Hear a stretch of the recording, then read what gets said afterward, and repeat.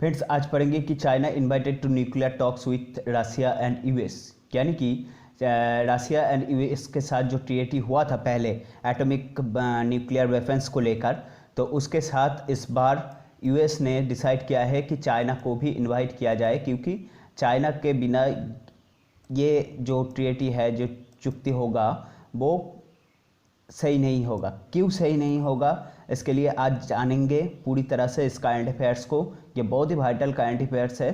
तो फिर चलते हैं। उससे पहले आप हमारी टारगेट फाइंड ऐप को भी गूगल प्ले स्टोर से डाउनलोड कर सकते हैं। इसमें आपको करंट अफेयर्स और भी ज़्यादा मिलेगा, क्योंकि करंट अफेयर्स आजकल वाइटल हो चुका है किसी भी एग्ज़ाम के लिए। और उसके साथ साथ आपको नोट्स भी मिलेगा। इस यूट्यूब चैनल की जितने भी वीडियोस है वहाँ पर आप देख पाएंगे, और उससे भी अलावा और भी वीडियोस के थ्रू नोट्स आपको मिलेगा, और मॉक टेस्ट पेपर आपको मिलेगा, जिससे आप प्रैक्टिस कर सकते हैं और अपने पढ़ाई की अच्छाई से कर सकते हैं। और ये एब्सोल्युटली फ्री ऑफ कॉस्ट है, आप जाकर डाउनलोड कर सकते हैं।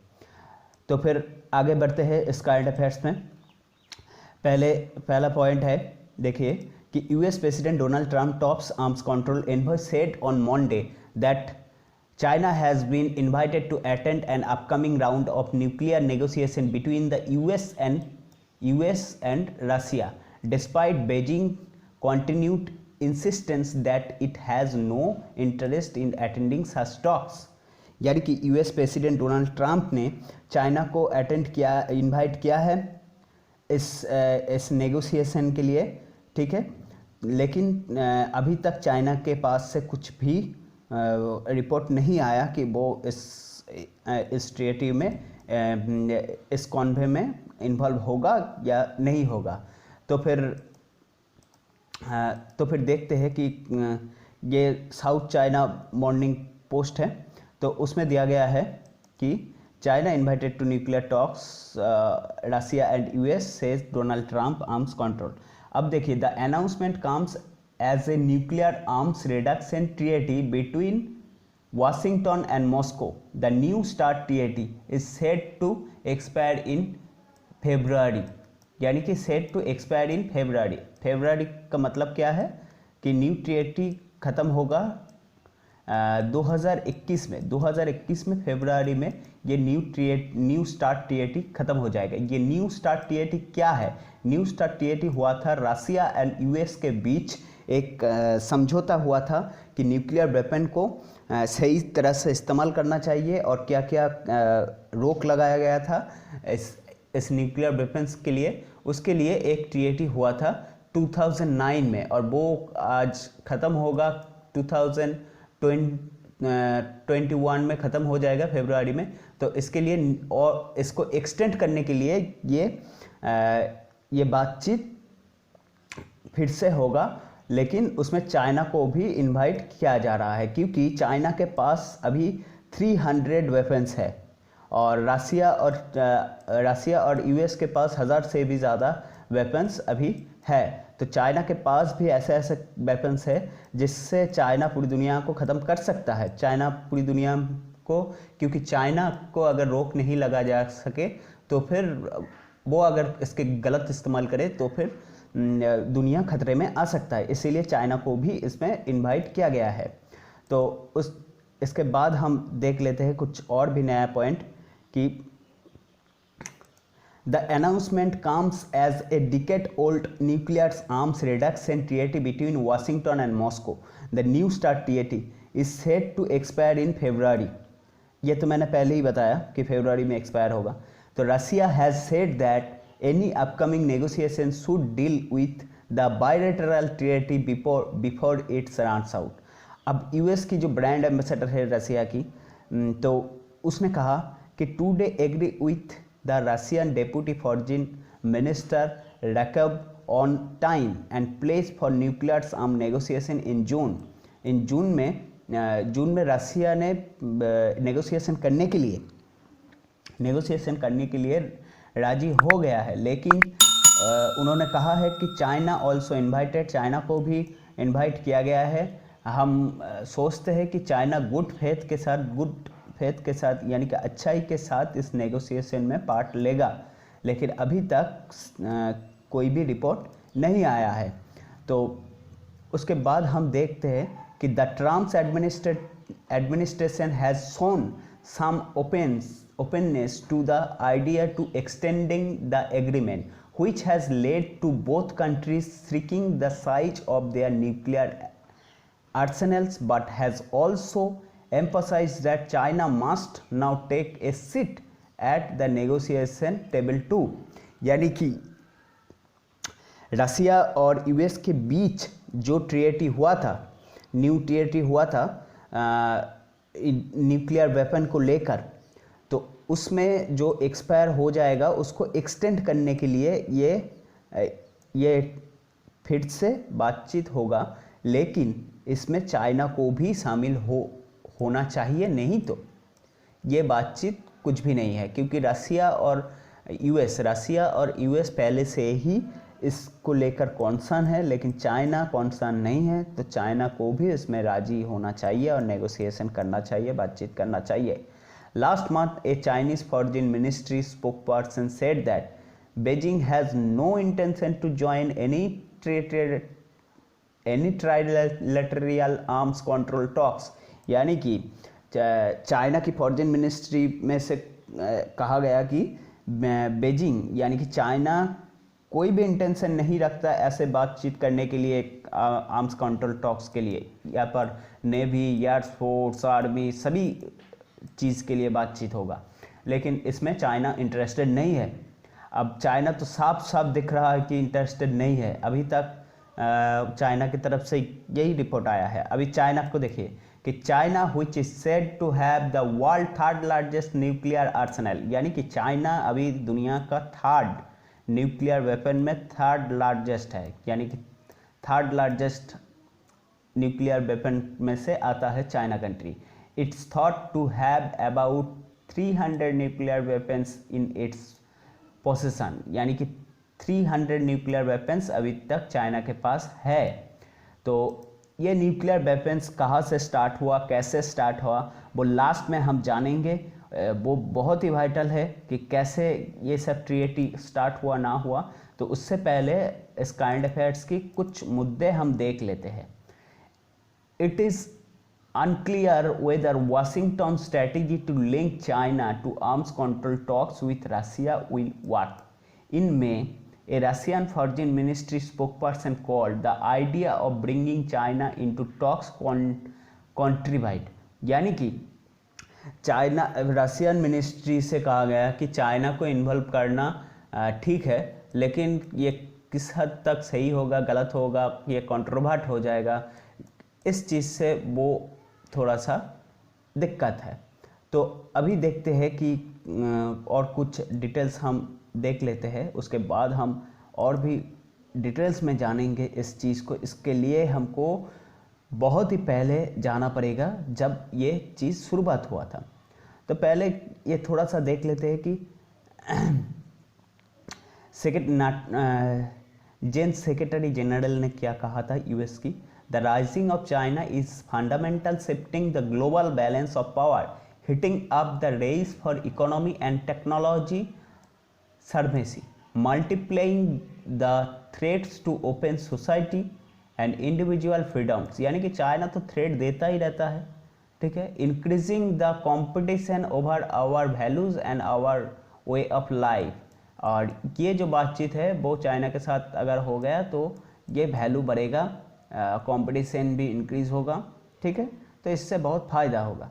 China status as world second largest military spender, second largest military है चाइना के पास।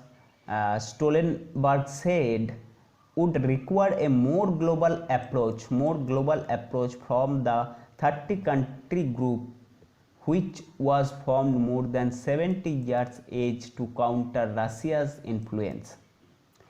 अब देखिए ये जो चाइना के साथ चाइना को इनवाइट किया गया है और चाइना के साथ बातचीत करना चाहता है, तो इसमें मोर ग्लोबल अप्रोच होना चाहिए। यानी कि 30 कंट्रीज़ को आना, 30 कंट्रीज़ के पास से ये चाइना के पास से ये एक रिपोर्ट आया है कि चाइना को भी शामिल किया जाए।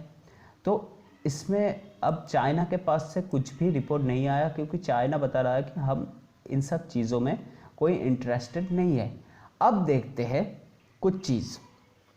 पहले इस पॉइंट को जानने से पहले मैं थोड़ा सा और पॉइंट नीचे आपको दिखाऊंगा कि कैसे कैसे सब कुछ हुआ था। पहले हम जानते हैं Trinity was the code name of first detonation of a nuclear device, यानी कि यूएस ने फास्ट इस टाइम पे 5:29 AM पे जुलाई 16, 1945 में महाथन प्रोजेक्ट के तहत ट्रिनिटी जो न्यूक्लियर वेपन था उसको टेस्ट किया था। फर्स्ट न्यूक्लियर वेपन टेस्ट हुआ था यूनाइटेड स्टेट ने किया था। वो कब किया था? 1945 में किया था, जुलाई 16 में। उसका नाम क्या था? ट्रिनिटी। ये बहुत ही इंपॉर्टेंट है, इसको नोट डाउन करना। तो ये था पहला। अब उसके बाद रशिया ने भी जब सेकेंड वर्ल्ड वॉर चल रहा था तब रशिया ने भी on December 25, 1946 the Soviet created the first chain reaction in graphite structure similar to Chicago pile 1 after encountering some difficulties with production plutonium and isotopic separation of uranium over the next 2 years। यानी कि 1946 में plutonium and isotopic को uranium से separation करने के बाद, यह चीज़ को समझने के बाद सोवियत साइंटिस्ट ने 1948 में पहला प्रोजेक्ट को लॉन्च किया। और 1949 में, देखिए पढ़ लीजिए पहले, it would only be a matter of months before USSR explode its own atomic bomb. USSR ने उसी मंथ 1948 की उसी मंथ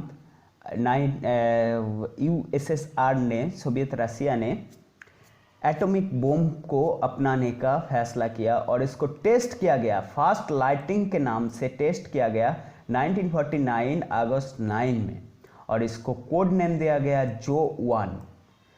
तो ये था दोनों का atomic bomb, atomic nuclear weapon first test.